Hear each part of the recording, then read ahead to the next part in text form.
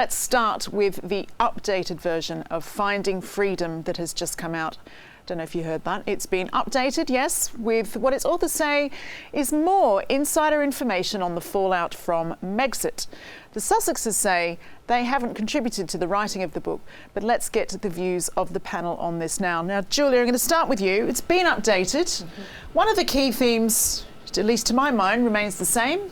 That, across the pond, Harry and Meghan aren't very happy with the palace. Does that sound right to you? Yeah, it sounds a very familiar story, doesn't it? Finding freedom from being in the public eye. Finding more freedom. Yes, from being under the sort of auspices of the palace and the firm, as it's been dubbed over the years. And yet they do seem to have the freedom to break away and start this new life, because everything they talk about, apparently, or their friends talk about, it seems to always be about what's going on back home in Windsor or in Buckingham Palace.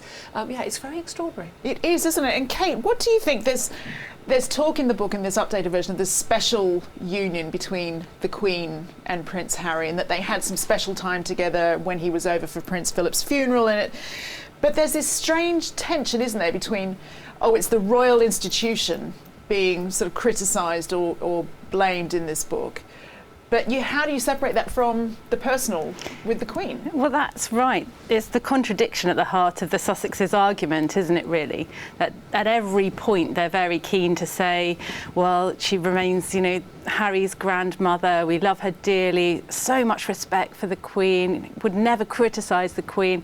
We saw it in the Oprah Winfrey interview time and again. But what they do want to be doing is kind of throwing bombs at the institution of the monarchy and the men in grey suits, and painting it out to be a kind of faceless corporation run by mysterious, shadowy characters, which they seem to forget. That's what it was in The Crown. It's a great narrative and it's a wonderful story. But frankly, the Queen is chief and boss of the whole operation. So any criticism of the institution or the firm is a direct criticism of the Queen, unfortunately. But they're very careful not to point that out, because every time they criticise the Queen or are seen to criticise the Queen, their popularity plummets in the States. They've come very close, though, haven't they? They do come very close to it. How can they keep up that dividing line? And this is the issue, isn't it? Are they going to name names eventually about which royal it was they accused of making what they consider to be a racist remark about their unborn baby Archie before I think she was even pregnant with him?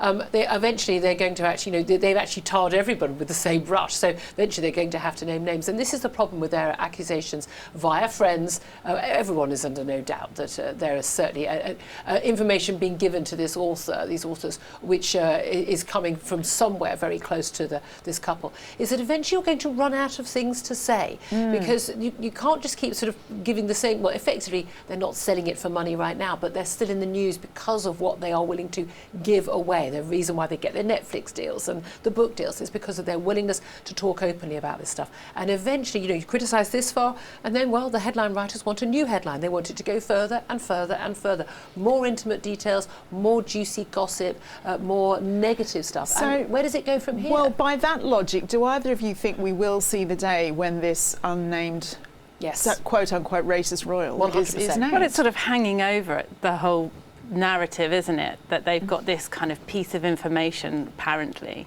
which they could unleash at any moment. Harry's going to release his book next year in the Jubilee year of all years, and it's just quite distasteful. You sort of think, well, if you've got something to say, come out and say it. Otherwise, maybe just or say it in private. I think most people feel, look, most families aren't perfect. People have access to ground. There'll be fallouts at Christmas Day or whatever, but you take it up private. You don't necessarily print it in the local newspaper on the front page, let alone talk to Oprah Winfrey and print it on every national magazine and newspaper in the world. This is the kind of royal equivalent of, having a spat aired on Facebook, isn't it, against your mother-in-law or something. Yes. I mean, very distasteful.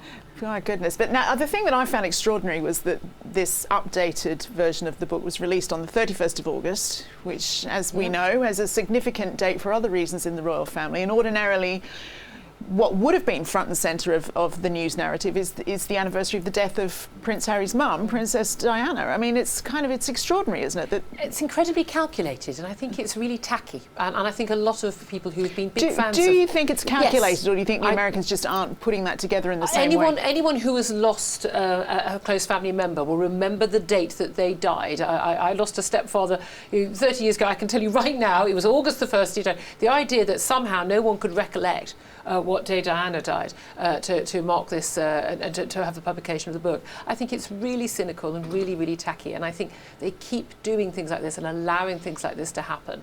And I think this is really sort of digging away at the foundation of their claims to be victims themselves. They are looking like rather conniving sort of users at the moment. Do you have any view, Kate, on how that August 31st publishing date would have been viewed in the Cambridges household? Yeah, I mean, you do wonder what's going on within the Cambridges household at the moment. I expect it's exasperation at the Sussexes.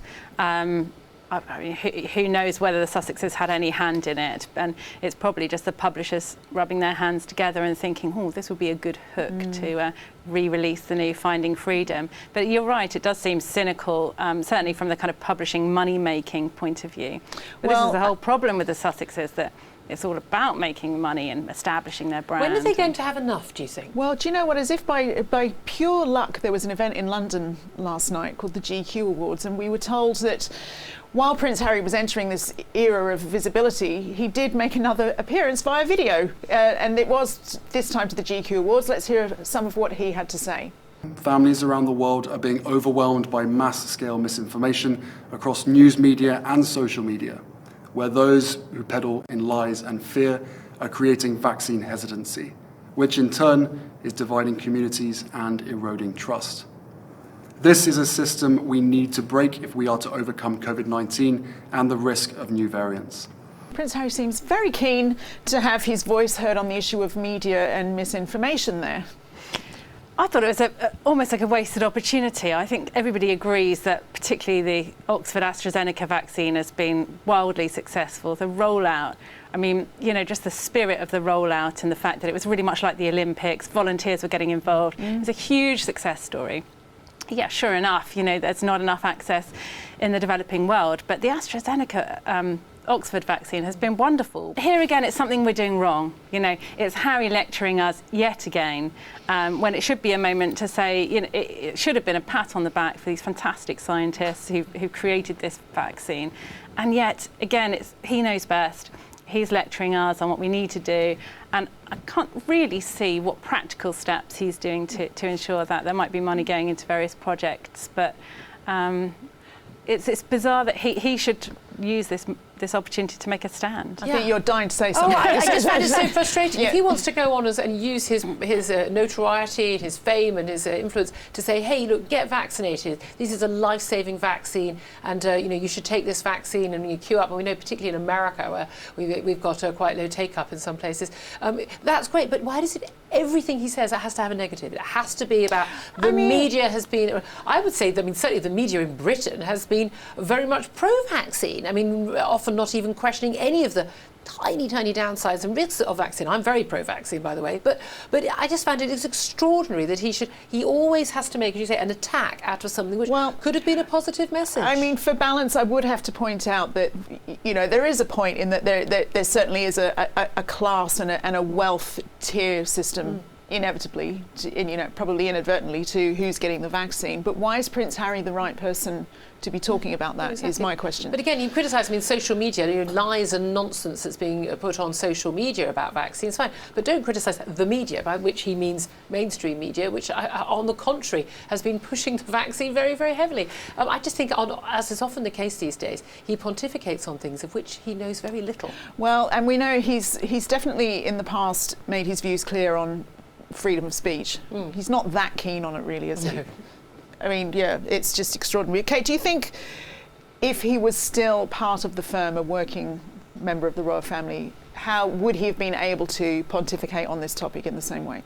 I think he'd be discouraged from doing so, frankly, because every time he does come out and say something, his lack of knowledge on certain issues becomes apparent. There would definitely be a role for him, and his experience with the military and that sort of thing. But even when they released their statement, when they said they were speechless about the events in Afghanistan and proceeded to tell us so in 200 odd words, that was actually a moment where Harry did know something, but it didn't seem to be from his point of view or his words. But this is this sense, isn't it? This kind of this sense that he is the right person to say something, that he really does feel he has a duty to use his platform to say something. But the world is waiting on tenterhooks every day. What do Harry and Meghan think about this? I think maybe some people are. They certainly, this book is doing the business, but maybe they do.